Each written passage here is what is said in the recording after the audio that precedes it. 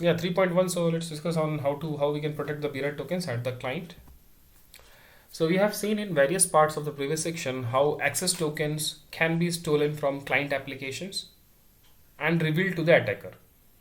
We need to remember that bearer access tokens are transparent for clients and there is not any cryptographic operation they need to perform.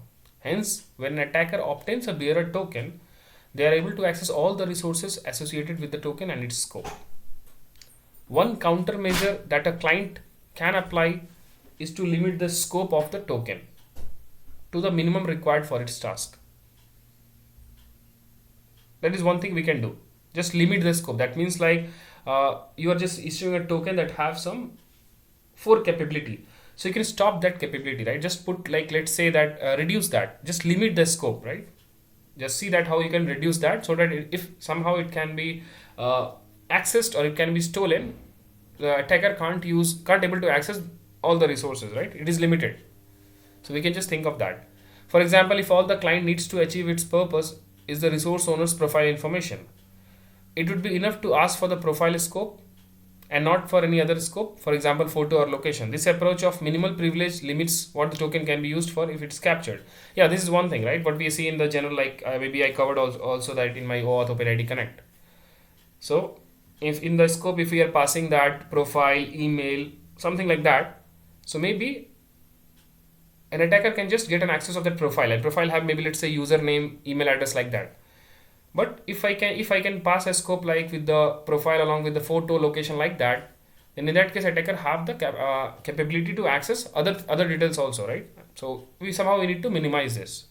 Maybe no need to pass profile also. Just see that how we can just pass only the minimal thing, right? Let's say only the email, only the username, like that. So how we can minimize more. To minimize impact on the user experience, a client can ask for all appropriate scopes during the authorization phase. Then use a refresh token to get limited scope, access token to call the resource directly. It would also be beneficial, if feasible, to keep access tokens in transient memory to minimize attacks derived from repository injections. So keeping the access token in transient means it will have some limited validity and it will expire automatically in some time.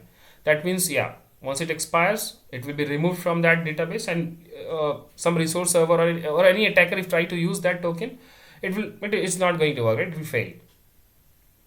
Doing so, even if the attacker is able to get their hands on the client's database, won't gain any information regarding access tokens. This is not always feasible for all client types, but secure storage of tokens away from the prying eyes of other application and even end user. It's something that every OAuth client application should be doing, right? So keep the access token in transient memory, right? So it will automatically be removed from there in some time, right? Whatever the time you put. So these things we can just put to mitigate, to minimize the risk, right? We can't just say that we just remove all the risk, right? No, we can minimize the risk by just limiting the scope or just by keeping that token in the transit memory. So those things we can do, right, to minimize the risk here.